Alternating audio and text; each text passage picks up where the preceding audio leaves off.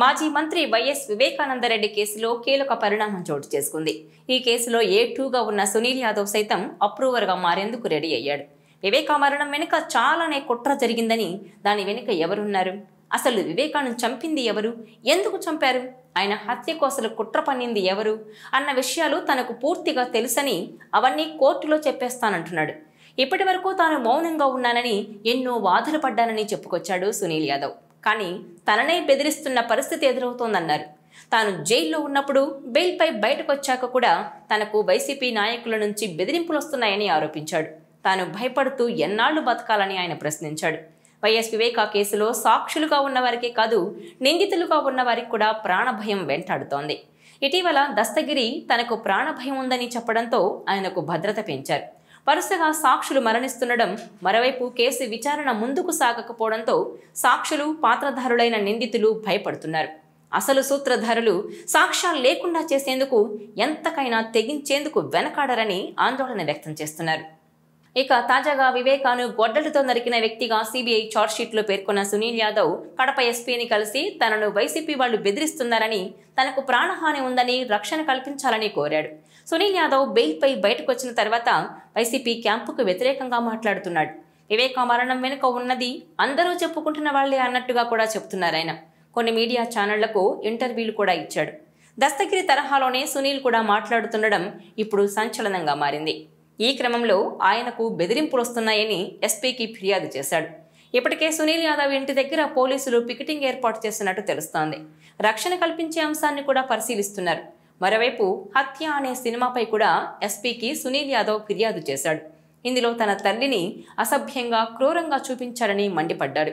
ఈ సినిమాను తీయించింది వైసీపీ నేతలేనని, హత్యలో 8 మంది పాల్గొంటే 4 పాల్గొన్నట్టుగా చూపించారన్నాడు. ఇక ఈ సినిమాను నిలిపివేయించాలని, చర్యలు తీసుకోవాలని కోరాడు.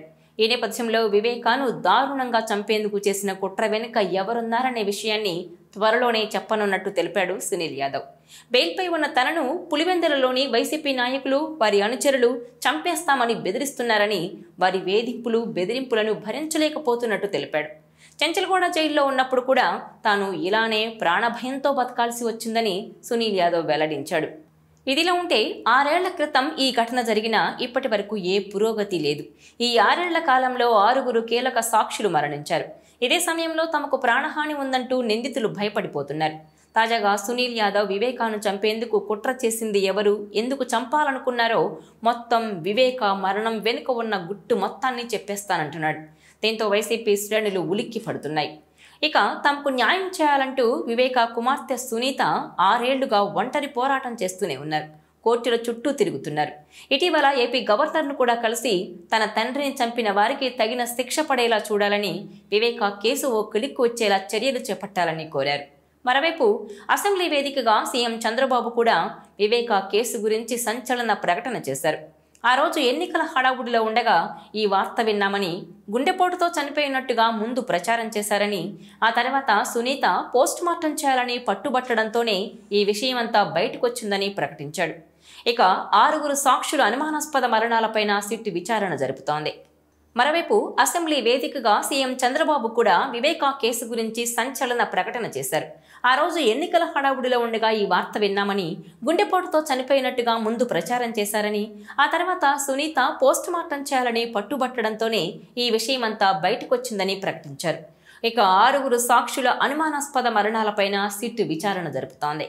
వైసీపీకి, వైఎస్ కుటుంబానికి సుదీర్ఘకాలం పాటు నమ్మిన బంటుగా, జగన్కు ఆప్తుడిగా ఉన్న విజయసాయిరెడ్డి తనకు ఇక రాజకీయాలొద్దంటూ దండం పెట్టేసి వెళ్లిపోయారు.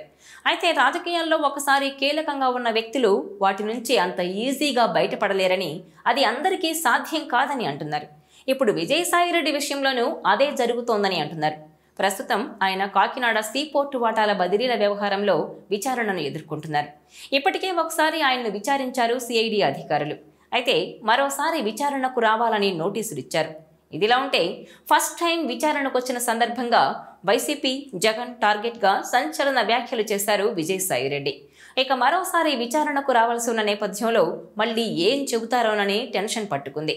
ఈ వీడియో మీకు నచ్చినట్లయితే please share, like and subscribe.